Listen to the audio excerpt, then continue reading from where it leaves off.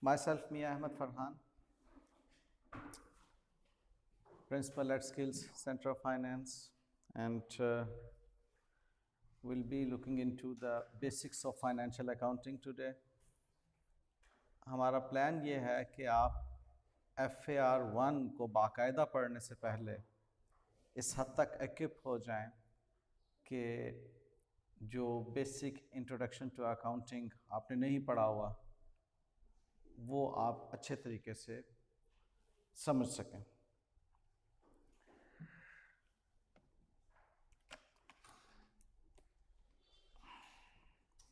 आइए बेटा, ये तमाम स्लाइड्स आपके साथ शेयर कर दी जाएंगी और इसके अंदर नोट्स आपको भरपूर सपोर्ट करेंगे। ये हमारा आज का टॉपिक है जो कि वी वुड बी कवरिंग, उसमें तमाम बेसिक बातें होंगी और ये हमारी लर्निंग आउटकम है कि by the end of this course we would be able to identify different sources of financial information, उसकी money measurement, function of financial accounting, elements of financial statements, needs of the users of the financial statement, and fundamental accounting terminologies, और उसको कैसे हमने apply करना। When we say accounting, तो accounting as a definition हमें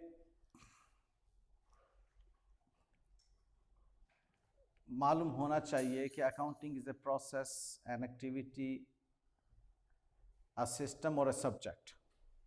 क्योंकि अमूमन हम इस बात पे कंफ्यूज होते हैं कि अकाउंटिंग को क्या समझा जाए।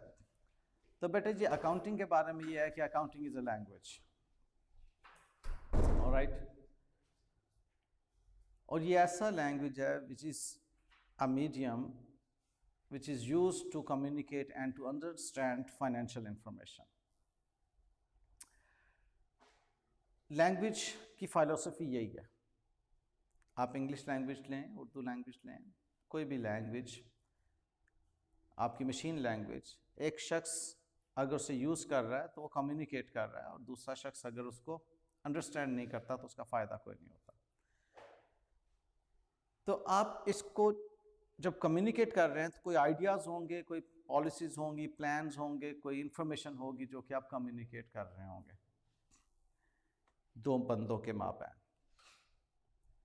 तो अकाउंटिंग की डेफिनेशन ये हुई कि accounting is a language that is used to communicate and understand the financial idea. आप उन तमाम के साथ फाइनेंशियल लगा दीजिए, financial policies, financial plans, and financial information.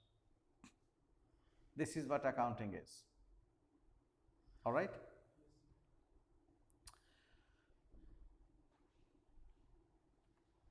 Accounting की डिफरेंट ब्रांचेस, जिसमें कि हम फाइनेंशियल अकाउंटिंग के स्टूडेंट हैं इस वक्त, जो हमारी इंट्रोडक्शन टू फाइनेंशियल अकाउंटिंग या फाइनेंशियल अकाउंटिंग एंड रिपोर्टिंग जो हमने इसकी कंटिन्यूटी में पढ़नी है, वो फाइनेंशियल अकाउंटिंग है। जो आपने इंशाल्लाह ताला कॉस्ट एंड मैनेजमेंट अकाउंटिंग पढ़ना है वो अलग से है।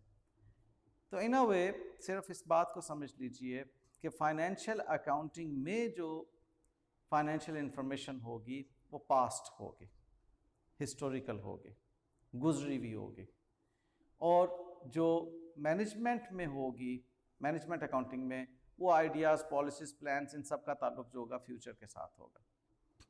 ऑलराइट, फॉर एग्जांपल, आपने पास्ट में कितनी अमाउंट की गुड्स सेल की, आपका गुजरा हुआ कल भी पास्ट है। आपने पास्ट में क्या अमाउंट ऑफ सैलरीज अपने स्टाफ को पे की, आपने पास्ट में मशीन खरीदी, पास्ट में कर्जा लिया, तो all these are past information.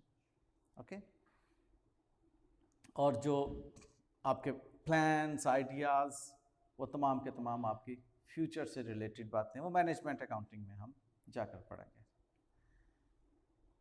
तो financial information that is measurable in terms of money and causing a change in financial position of an entity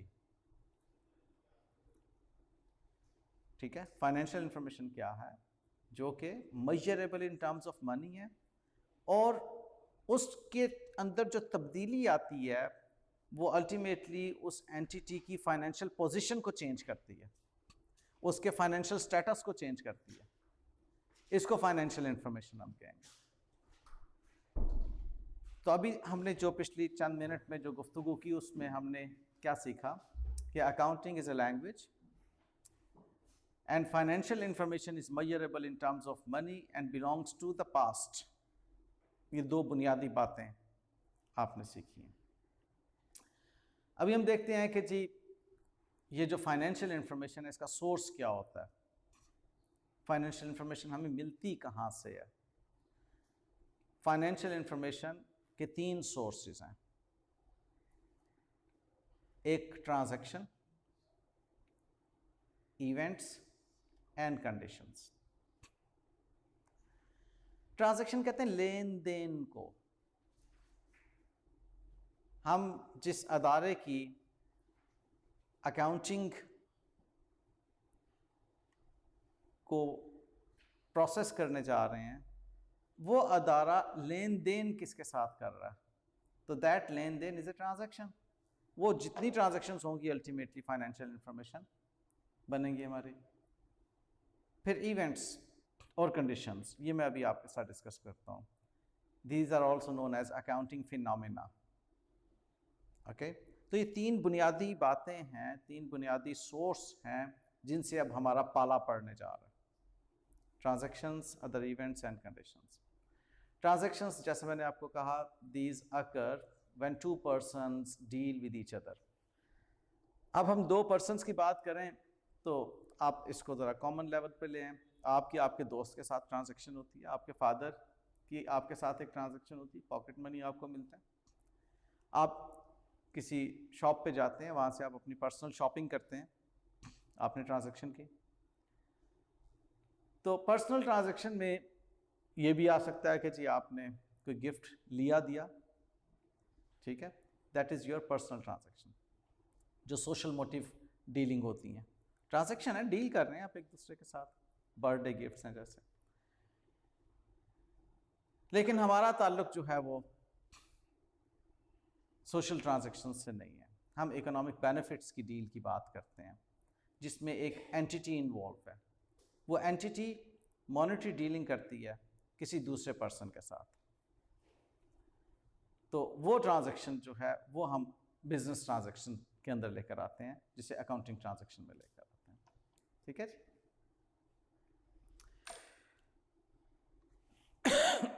excuse me. तो अकाउंटिंग ट्रांजैक्शन क्या है? Dealing between entity and the other party, यानी कि जिस entity की accounting हम करने जा रहे हैं उस एंटिटी ने जिस भी अदर पर्सन के साथ डील करना है, अगर वो फाइनेंशियल इंफॉर्मेशन, अगर वो मनी मेजरमेंट रखती है तो that is a financial information. ठीक है, एक एंटिटी,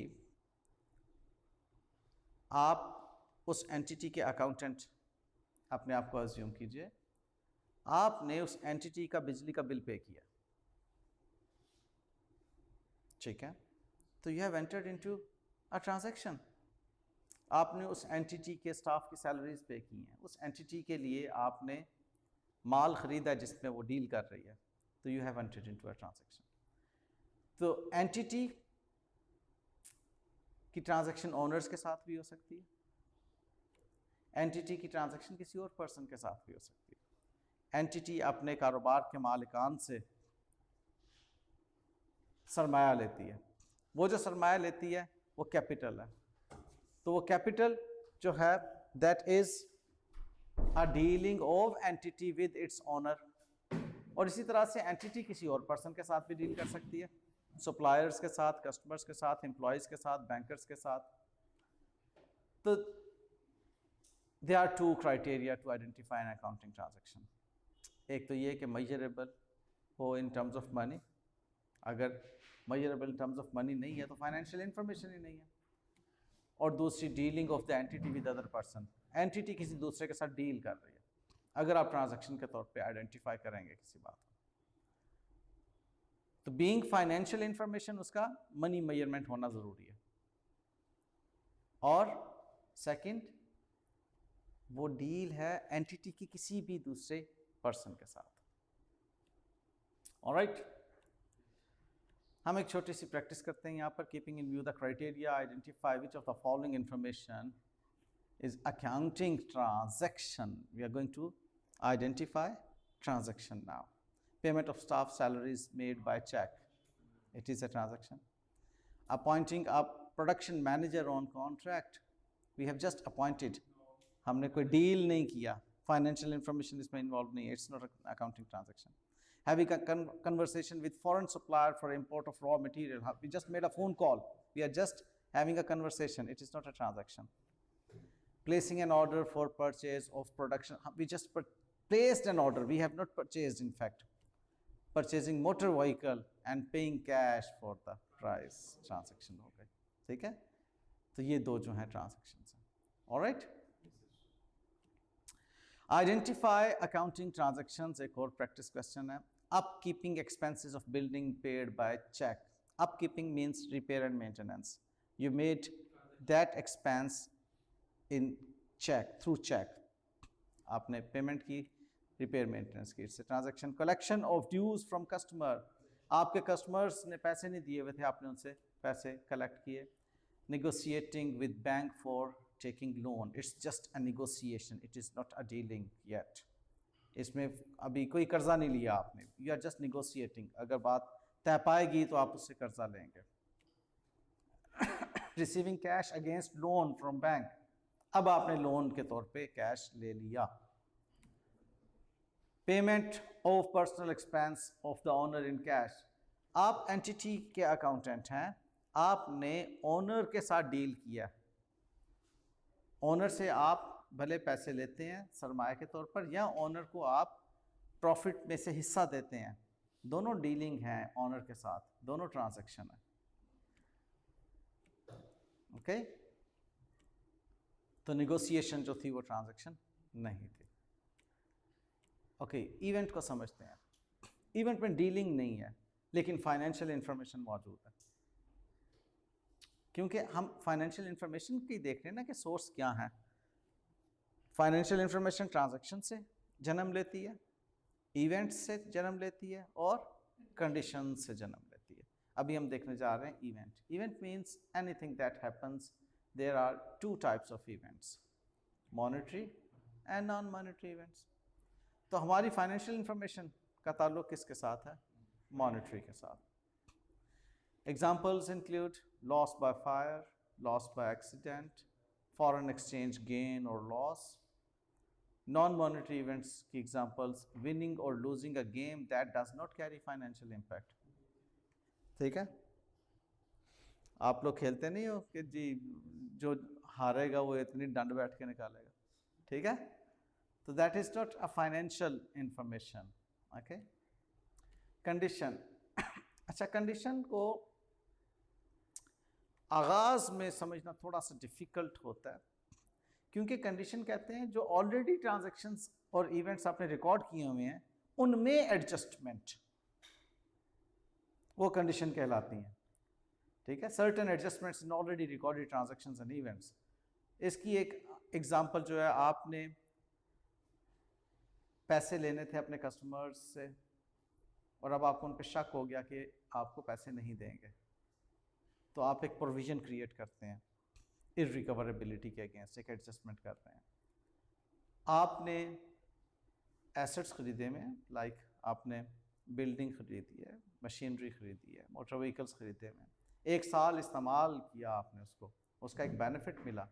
जितना बेनिफिट मिला उसका एस्टिमेट करके आप उसको एक्सपेंस आउट कर देते हैं, वो डिप्रीसिएशन कहलाती है. अब ये बातें हमने अभी पढ़नी है डिटेल से, तो बहरहाल ये चंद एक एग्जांपल्स हैं. एसेट की डिप्रीसिएशन या रिसीवेबल्स के अगेंस्ट इररिकवरेबिलिटी की प्रोविजन क्रिएट करना या इम्पेयरमेंट्स करना रिकॉर्ड. तो ये तमाम की तमाम जो हैं एडजस्टमेंट्स आपकी कंडीशंस हैं. इवेंट्स और कंडीशंस और ट्रांजैक्शंस को हमने आइडेंटिफाई करना है. Stock in godown lost by fire, event है. दूसरा, giving away gifts to employ of the entity, transaction, employ ने कोई आपके लिए काम किया होगा तो आपने उसको मुआवजे के तौर पे कुछ दिया ना, बोनस हो या गिफ्ट हो या सैलरी हो, measurable in terms of money है ना। Training to employees through external trainer, event है, आपने एक्सटर्नल ट्रेनर को कुछ पे करना है? कुछ नहीं पे करना।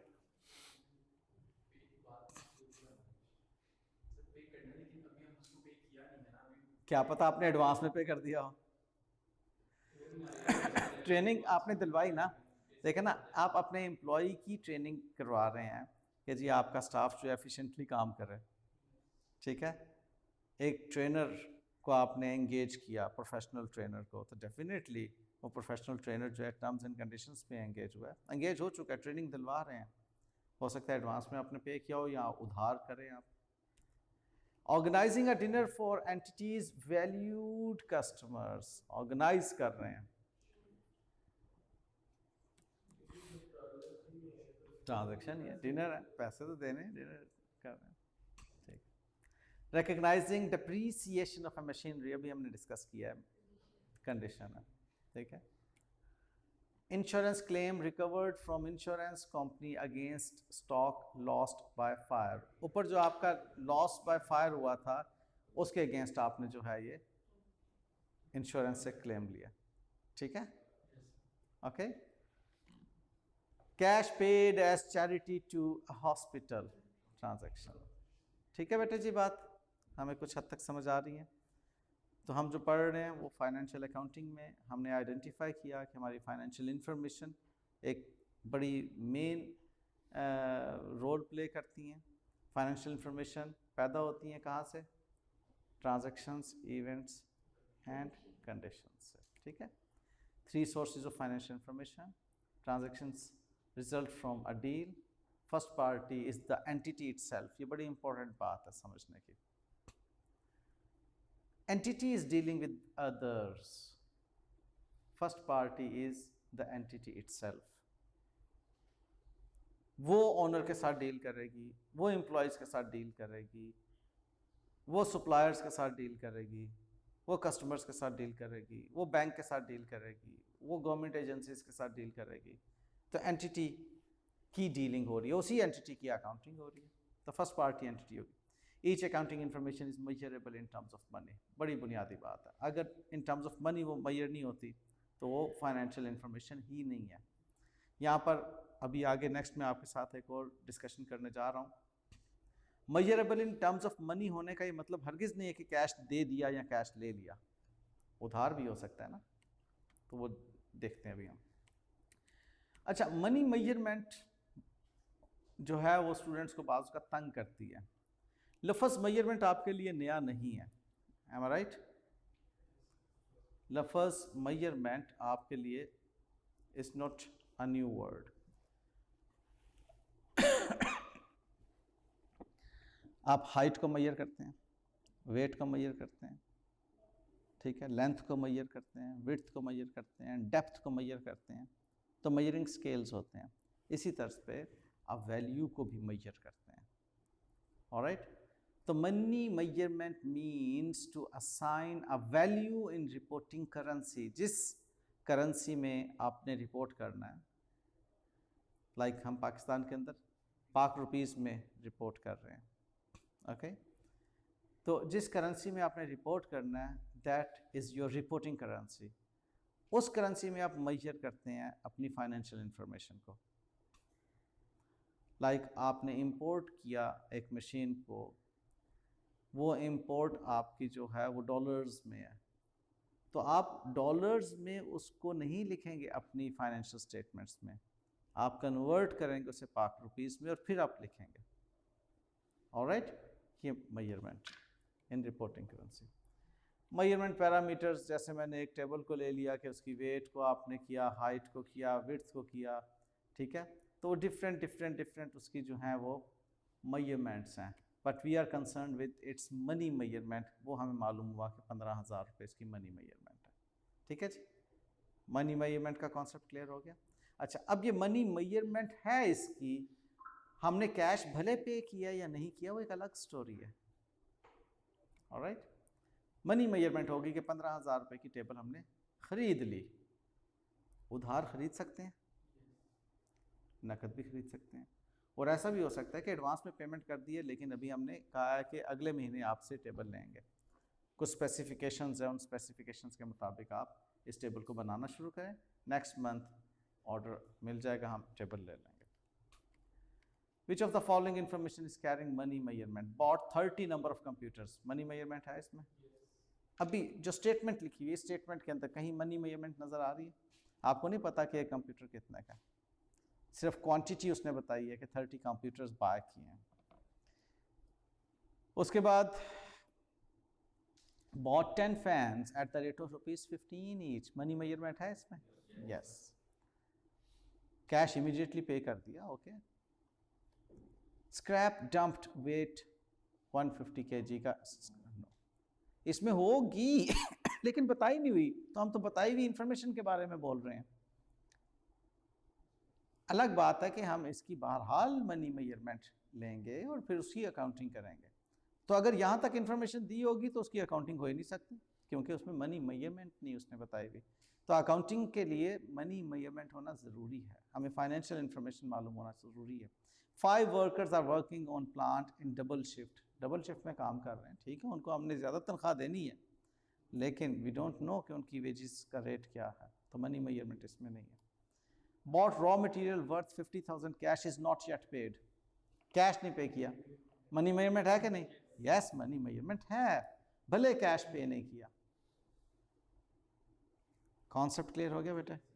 गुड जी बेटा। फर्स्ट में हमने बाय किए 30 नंबर ऑफ कंप्यूटर, तो ये एक मतलब ट्रांजैक्शन हुई है, तो फाइनेंशियल इंफॉर्मेशन मेरा बेटा ट्रांजैक्शन हुई है, लेकिन उसने अब आपको ये बात सिखाना है कि ट्रांजैक्शन को आपने रिकॉर्ड करने से पहले कंप्लीट आपके पास इंफॉर्मेशन क्या चाहिए। अगर आपको एक शख्स है 30 कंप्यूटर ला के कहे कि जी मैंने 30 कंप्यूटर ख़रीद लिए हैं, इसको रिकॉर्ड करें, आप एज एन अकाउंटेंट कैसे रिकॉर्ड करेंगे जब तक कि आपको मालूम ही नहीं है कि वो कितने के ख़रीदे हैं। तो कहना ये चाह रहा है यहाँ पर कि आपको मनी मेजरमेंट का होना ज़रूरी है उस ट्रांजैक्शन को रिकॉर्ड करने से पहले, ठीक है। उसने आपको ये तो बता दिया कि कितना क्वांटिटी उसकी बाय हुई है, लेकिन ये नहीं बताया कि वो क्वांटिटी जो है कितने की अमाउंट की कॉस्ट करती थी। कुछ क्वेश्चंस हैं, वो मैं क्वेश्चंस ले लूँ। अच्छा जी, यस और नो के क्वेश्चंस हैं। ओके, उसके बाद जी हम फाइनेंशियल पोजीशन की बात करते हैं। फाइनेंशियल पोजीशन को मैं फाइनेंशियल स्टेटस भी कहता हूँ। आपका फाइनेंशियल स्टेटस देखा ही जाता है कि आपके पास क्या कुछ मौजूद है, ओके। उसके लिए दो अहम टर्मिनोलॉजीज ज़हन में रखेंगे आप। One is resource and the second one is source. अब अगर मैं आपके पर्सनल बात करूं फाइनेंशियल स्टेटस की, तो आपका अपना क्या कुछ मौजूद है। आप कहेंगे जी कि मेरे पास गाड़ी है, मोटरसाइकिल है, लैपटॉप है, घड़ी है, कंप्यूटर है, ठीक है, कुछ भी नहीं है। ओहो। फिर उसके बाद आप कहेंगे कि मेरे ऊपर कर्जा है, ठीक है, कर्जा है, ओके। तो ये आपका फाइनेंशियल स्टेटस है। आपके पास डिफरेंट सोर्सेस से कुछ पैसे आए, उससे आपने कुछ रिसोर्सेज खरीदे। तो सोर्सेज एंड रिसोर्सेज की गेम है जी फाइनेंशियल स्टेटस या फाइनेंशियल पोजीशन। रिसोर्सेज हम कहते हैं एसेट्स को, सोर्सेज कहते हैं जो एंटिटी को सरमाया मिलता है उस एंटिटी के ओनर से, वो सोर्सेज कहलाता है। या एंटिटी बैंक से कर्जे लेती है या कुछ लोगों से कर्जा लेती है, that is known as liability. तो वो लायबिलिटी और ओनर से जो पैसे मिलते हैं वो आपके सोर्सेज कहलाते हैं। तो यूँ ये एक इक्वेशन बनती है कि किसी भी एंटिटी के एसेट्स बराबर होंगे लायबिलिटीज़ प्लस इक्विटी के। तो एसेट्स क्या हैं जी? एसेट्स उसके जो हैं फर्नीचर है और कंप्यूटर है,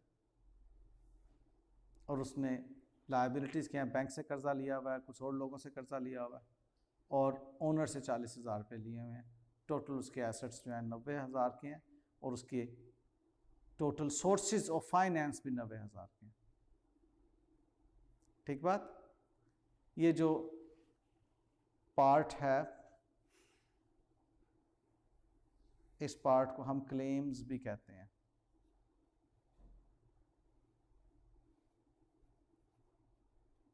क्लेम्स, और ये आपके एसेट्स हैं। क्लेम्स, क्या आपके पास जो एसेट्स हैं उस पर किस किस का क्लेम है? आपके 90,000 के टोटल एसेट्स हैं। उस 90,000 के एसेट्स बनाने के लिए 40,000 का आपने ओनर से सरमाया लिया और 50,000 का आपने कर्जा लिया, कुछ बैंकों से कुछ लोगों से।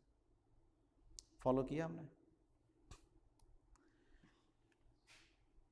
बड़ी सादगी में अभी मैं बातें कर रहा हूँ आपके साथ।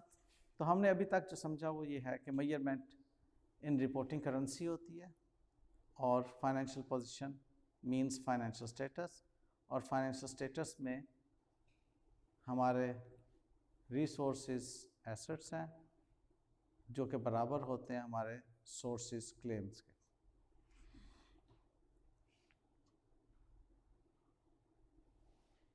बेटे ये सब एक्सप्लेन करूंगा, अभी इक्विटी भी एक्सप्लेन करूंगा मैं। ठीक है, देयर वाज अ क्वेश्चन कि जी इक्विटी एक्सप्लेन करें।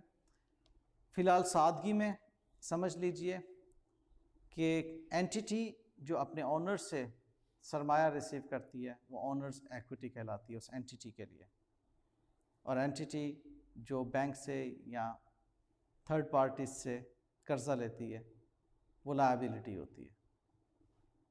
ठीक बात? फाइनेंशियल अकाउंटिंग के फंक्शंस क्या हैं? फाइनेंशियल इंफॉर्मेशन को क्लासिफाई करना, फाइनेंशियल इंफॉर्मेशन को रिकॉर्ड करना, फाइनेंशियल इंफॉर्मेशन को समराइज करना, फाइनेंशियल इंफॉर्मेशन को रिपोर्ट करना, और फाइनेंशियल इंफॉर्मेशन को एनालाइज करना। ये 5 फंक्शंस हैं। ऑलराइट? और यही अकाउंटिंग साइकिल में भी कवर होते हैं। अकाउंटिंग साइकिल शुरू कहाँ से होता है? ये इसका स्टार्ट है। हम जब भी कोई ट्रांजैक्शन इवेंट या कंडीशन करते हैं तो एक सोर्स डॉक्यूमेंट हमारे पास आता है। आप मार्केट से एसी खरीदने जाइए तो वो आपको बिल देगा ना, जब पैसे आप उसको देंगे तो रसीद देगा, जब एसी आपके घर में डिलीवर करेगा तो डिलीवरी नोट देगा। ठीक है, ये डिफरेंट डॉक्यूमेंट्स बनते हैं ना, वो सोर्स डॉक्यूमेंट्स हैं। बड़ी लॉजिकल सब्जेक्ट है ये accounting.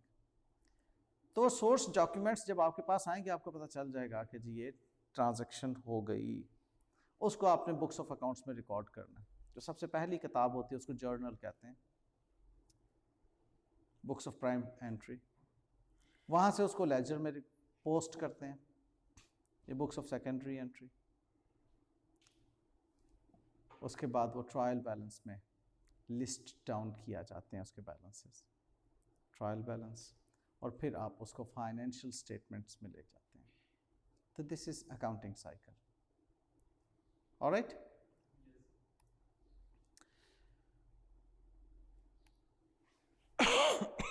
Financial accounting is all about past information, okay? Accounting cycle starts from source document and ends at financial statements analysis. ठीक है, उसकी पूरी एनालिसिस जब कर लेते हैं। एलिमेंट्स ऑफ फाइनेंशियल स्टेटमेंट्स क्या हैं, इसके ऊपर हल्की सी बात करते हैं। Financial information are classified into 5 main heads. अभी हमने देखे थे कि 3 सोर्सेज हैं उसके, transactions, events and conditions, 3 sources हैं। उन 3 सोर्सेज से फाइनेंशियल इंफॉर्मेशन जो आएगी उसको अकाउंटिंग की किताबों में लिखने से पहले 5 मेन हेड्स में क्लासिफाई करेंगे। ये हैं जी वो 5 main heads: assets, liabilities, honours equity, expenses, incomes. ठीक बात। फाइनेंशियल अकाउंटिंग इन 5 मेन हेड्स के अलावा नहीं है, सिर्फ ये 5 मेन हेड्स। ब्रीफली एक्सप्लेन करता हूँ। एसेट्स क्या हैं? एसेट्स के बारे में याद रखिएगा, present resources in control of the entity arising from the past event. ये हर एक के लिए ध्यान में रख लीजिए कि पास्ट इंफॉर्मेशन है ये। रिसोर्सेज है आपके, अभी मैंने डेफिनेशन आपके सामने रखी। फर्नीचर आपका एक रिसोर्स है जिसने के इस्तेमाल होना है बिजनेस के बेनिफिट के लिए। मोटर व्हीकल्स रिसोर्स हैं, ठीक है, तो ये रिसोर्सेज हैं आपका। लायबिलिटीज प्रेजेंट ऑब्लिगेशन है। अब यहाँ पर लफ्ज़ प्रेजेंट दोनों में मौजूद है। प्रेजेंट का मतलब आप लेते हैं तो आज, टुडे, लेकिन इसी प्रेजेंट का मतलब जब आप अकाउंटिंग टर्मिनोलॉजी में लेते हैं तो रिपोर्टिंग डेट।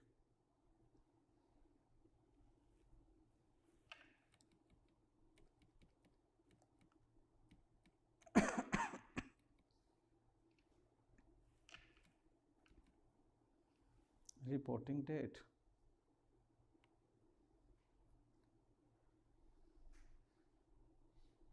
यह प्रेजेंट। जिस डेट पर आपने रिपोर्ट करनी है अपनी financial position, that date is known as present. उस डेट को आपकी ऑब्लिगेशंस क्या हैं, किस किस से कर्जे लिए में। देखो ना, आपने पास्ट में हो सकता है 5 करोड़ का कर्जा लिया हो, उसमें से 4 करोड़ वापस कर दिया, आज तो 1 करोड़ आपके ऊपर लायबिलिटी बनती है ना। तो आपने आज रिपोर्टिंग डेट की लायबिलिटी बतानी है क्या है, ठीक है वो भी पास्ट में ली हुई। ऐसा नहीं है कि जी मैंने फ्यूचर में 2 करोड़ मजीद कर्जा लेना है, वो भी आपकी फाइनेंशियल, वो आज का आपकी फाइनेंशियल पोजीशन का हिस्सा नहीं है। वो जो फ्यूचर की प्रोजेक्शन है, क्या होगा क्या नहीं होगा। तो ऑनर्स इक्विटी, अभी बेटे का सवाल भी था कि ऑनर्स इक्विटी को एक्सप्लेन कर दीजिए। देखिएगा बेटे, मैं अमूमन एक ये छोटी सी डायग्राम बनाया करता हूँ। इस डायग्राम का मतलब है कि ये एंटिटी है और ये आप हैं उस एंटिटी में बैठे हुए। आप कौन है? आप अकाउंटेंट हैं उस एंटिटी के। ऑनर का स्टेटस आपका नहीं है उस एंटिटी के लिए। आपने बीइंग अकाउंटेंट उस एंटिटी की अकाउंटिंग को समझना है। जो अकाउंटिंग का स्टूडेंट है वो अपने आप को अज्यूम करेगा कि वो उस एंटिटी का अकाउंटेंट बन के सारी बातें सीख रहा है। तो वो एंटिटी का अकाउंटेंट डील करता है कुछ लोगों के साथ, उसमें ये ऑनर है।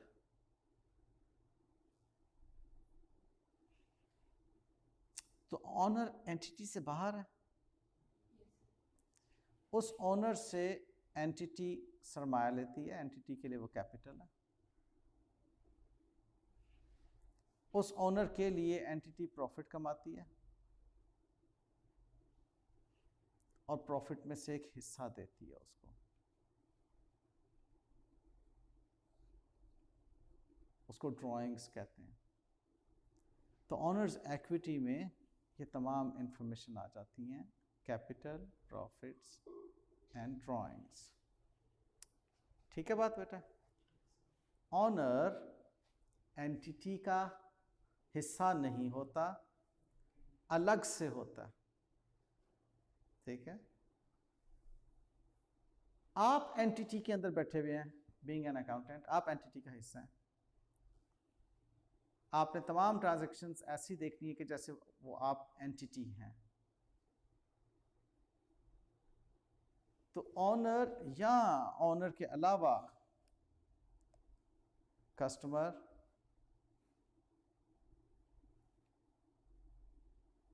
सप्लायर, ठीक है, वो तमाम अलग से हैं एंटिटी, एंटिटी के बाहर हैं वो, ठीक है। तो ओनर का जितना स्टेक इस एंटिटी में, इस बिजनेस में होगा, इस अदारे में होगा, उसको हम ओनर्स इक्विटी कहेंगे। अभी मज़ीद भी हम ओनर्स इक्विटी के बारे में अभी बहुत कुछ पढ़ेंगे और सीखेंगे। इनकम्स जो अर्निंग हैं उस एंटिटी की, और एक्सपेंसेस जो कॉस्ट एक्सपायर हो गई, उसने कॉस्ट इनकर की, उसका बेनिफिट ख़त्म हो गया, दोबारा इनकर करना पड़ रही है। फॉर एग्जांपल बिजली का बिल, आपने बिजली का बिल पे किया, अगले महीने दोबारा पे करना पड़ेगा अगर आपने कंटिन्यूटी में बिजली को यूज़ करना है। आपने स्टाफ की सैलरीज पे की, नेक्स्ट मंथ फिर आपको सैलरीज पे करना पड़ेंगी अगर आप चाहते हैं कि स्टाफ आपको बेनिफिट देता रहे, ओके। तो जो कॉस्ट आप इनकर करते हैं, अगर एक्सपायर हो जाती है तो एक्सपेंस है, अगर एक्सपायर नहीं होती तो एसेट है, ठीक है। इसकी एक सादा सी एग्जांपल देता हूँ।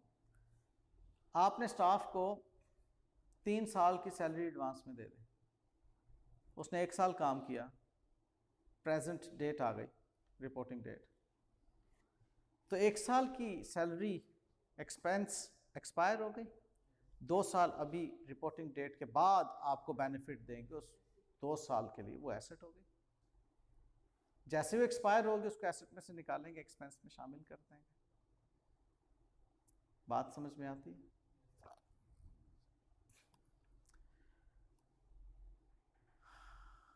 ओके,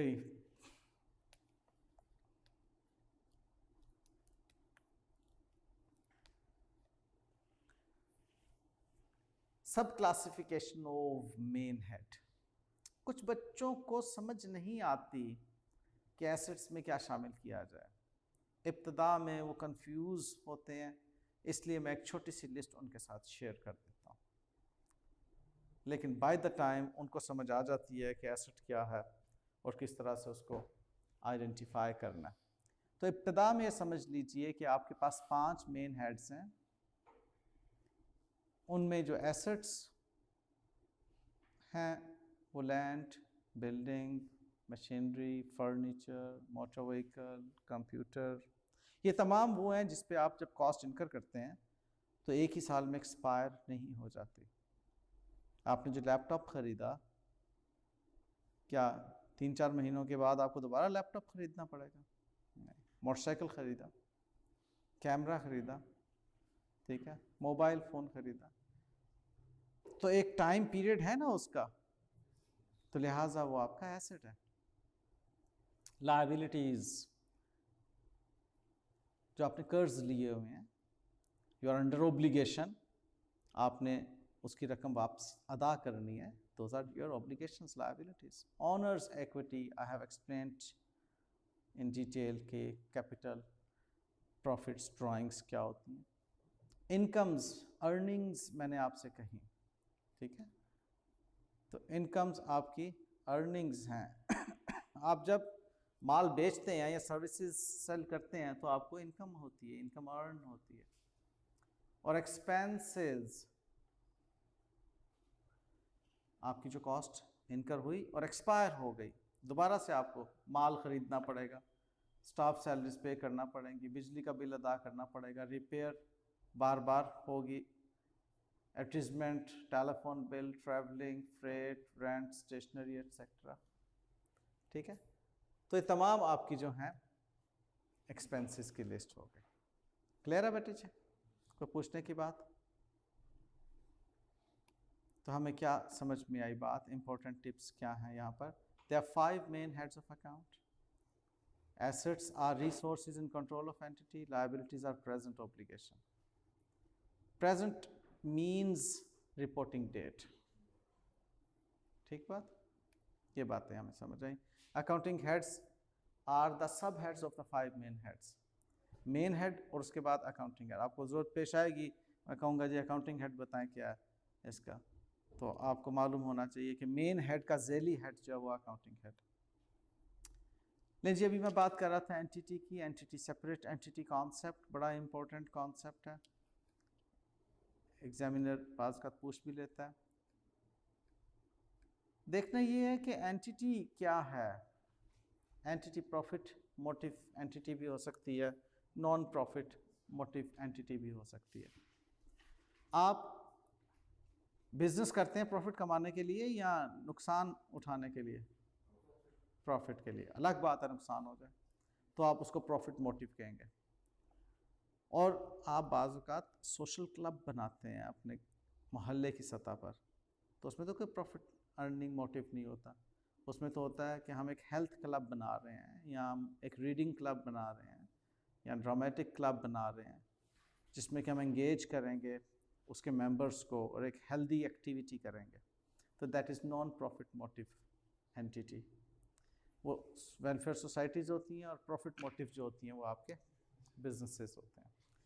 फाइनेंशियल इंफॉर्मेशन दोनों में मौजूद होती है। ऐसा नहीं है कि फाइनेंशियल इंफॉर्मेशन सिर्फ बिजनेस एंटिटी में मौजूद होगी। बहुत से हमें चैरिटी हॉस्पिटल्स नज़र आते हैं, वो स्टाफ सैलरीज पे करते हैं कि नहीं? बिजली का बिल पे करते हैं, रेंटल्स पे करते हैं, ऑपरेशन सर्जरी वगैरह के थिएटर्स और उसकी एक्सपेंसेस, ऑक्सीजन के लिए एक्सपेंसेस पे करते हैं। All these are financial information. तो financial information is involve in both profit and non-profit motive entities. Therefore, financial accounting is a need of a business as well as a welfare society. तो हम सिर्फ ये अगर कहें कि financial accounting जो है सिर्फ बिजनेस की लैंग्वेज है तो वो गलत हो जाएगी बात। तो फाइनेंशियल अकाउंटिंग लैंग्वेज है हर उस अदारे की जहाँ पर फाइनेंशियल इंफॉर्मेशन मौजूद है। अब बात समझ में आती है? गुड। तो सेपरेट एंटिटी कॉन्सेप्ट ये है कि a business entity and its owner are two different persons. मैंने ड्रॉ भी किया था। Business owner would always be outside the business. वो बिजनेस को फाइनेंस करता है और बिजनेस के मैनेजर्स बिजनेस को रन करते हैं। ऑलराइट। तो for accounting purpose business has separate entity or identification apart from its owner। यानी कि जो बिजनेस का बिजली का बिल होगा वो बिजनेस के मालिक का घर का बिजली का बिल नहीं कहलाएगा।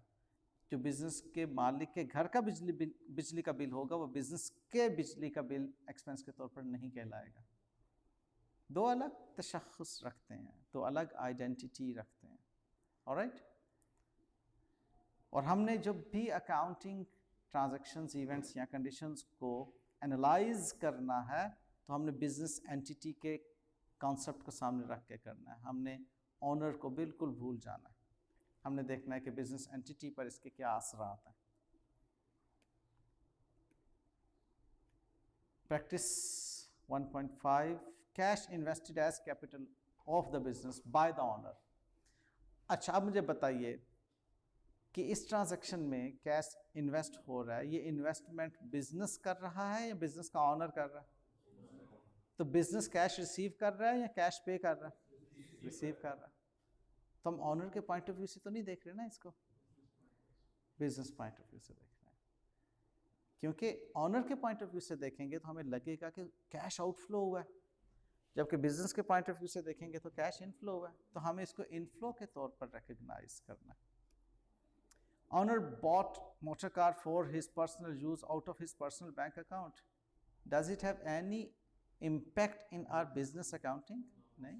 उसने अपने पर्सनल अकाउंट से पैसे निकलवाए और पर्सनल गाड़ी खरीदी। बिजनेस को क्या लगे भाई, जो जितनी मर्जी गाड़ियाँ खरीदें। ठीक है। Owner used a part of his residential building for the business go down, for which he was paid rent out of business bank account। अब बिजनेस इन्वॉल्व हो गया उसमें। ऑनर ने अपने घर का आधा हिस्सा गोदाम के तौर पर कारोबार को दिया हुआ है और उसका किराया लेता है। अब कारोबार कहेगा कि जी हमने किराया अदा किया उस गोदाम का, भले कारोबार के मालिक ही को क्यों ना अदा किया हो। Followed? Owner took loan for his daughter's marriage from a friend. अपनी बेटियों की शादी करनी है उसने, और उसके लिए उसने कर्जा लिया। कारोबार से कोई ताल्लुक नहीं। दुआएं कारोबार ज़रूर कर सकता है, ठीक है, लेकिन अकाउंटिंग से कोई ताल्लुक नहीं है इसका। Goods bought by business for trading were consumed by the owner for his personal consumption. For example, गंदम का कारोबार कर रहा है एक अदारा, और कारोबार का मालिक जो है वो 1 महीने के बाद गंदम की एक बोरी अपने ज़ाती इस्तेमाल के लिए ले जाता है। बताइए, बिजनेस एंटिटी ओनर के साथ कोई डील कर रही है? यस, कर रही है, ठीक है। ओनर बिजनेस की इन्वेंट्री अपने पर्सनल यूज में लेकर आ रहा है, तो बिजनेस की डीलिंग ओनर के साथ हो गई ना। अगर वो एक ही एंटिटी होते तो हम इग्नोर कर देते इसको। वो एक एंटिटी नहीं है, सेपरेट एंटिटी है। कॉन्सेप्ट क्लियर बेटा? तो ये हमने इसमें देखा कि कौन कौन सी ट्रांजैक्शंस।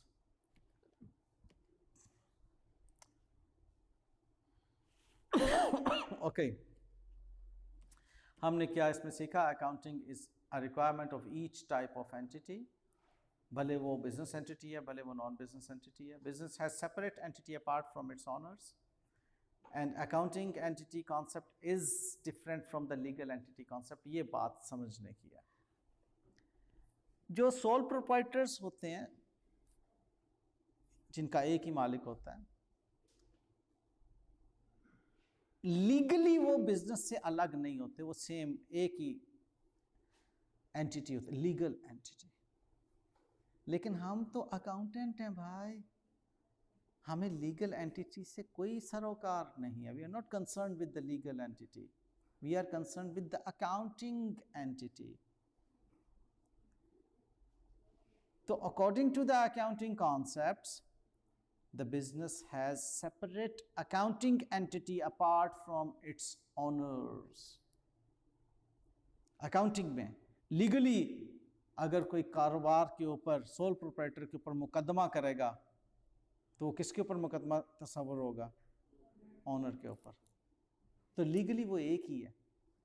तो we are not concern with the legal entity.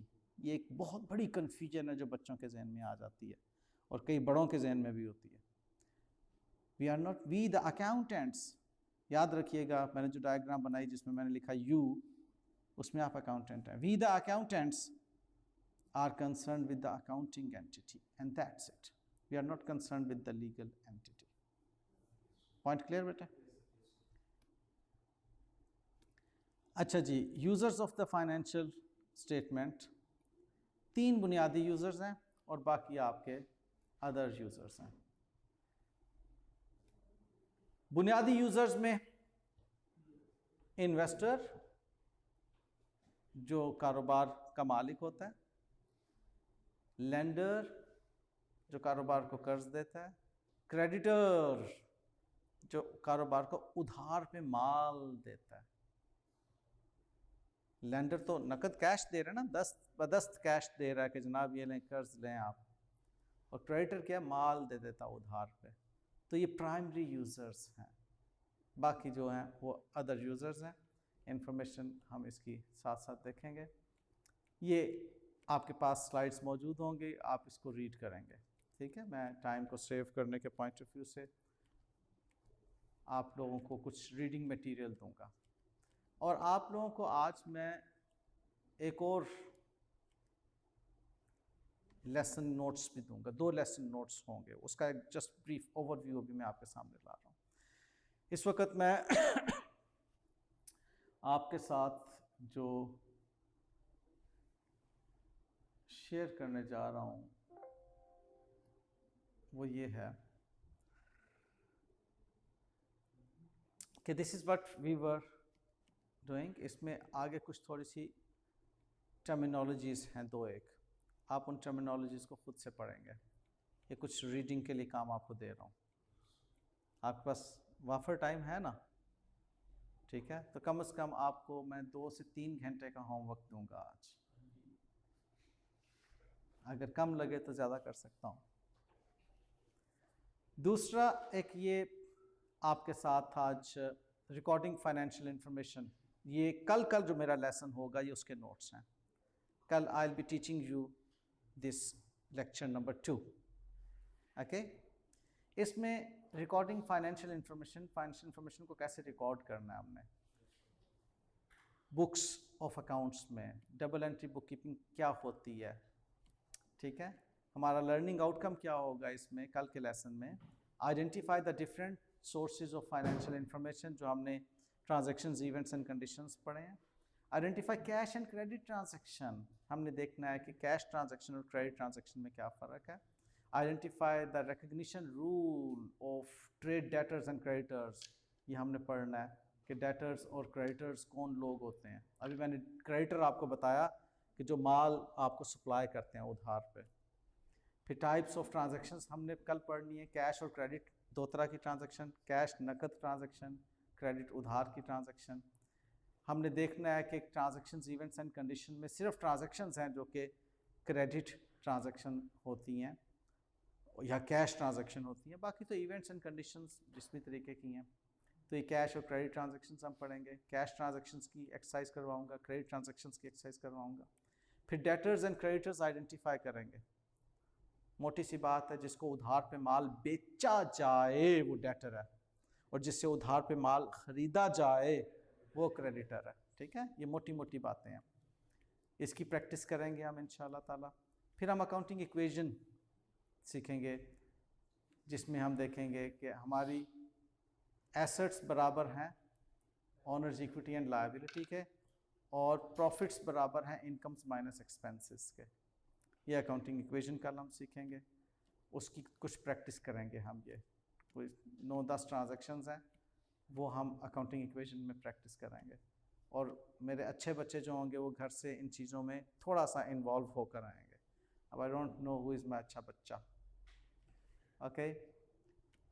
फिर ये इसकी कुछ अकाउंटिंग इक्वेशन की प्रैक्टिस के लिए मैंने कुछ यहाँ पर आपके साथ मल्टीपल आपको जो है वो कन्फ्यूजन्स दी हुई हैं कि जी परचेज ऑफ गुड्स में इंक्रीज ऑफ एसेट है या डिक्रीज ऑफ एसेट है। मल्टीपल कन्फ्यूजन्स हैं इसके अंदर, these are not the choices.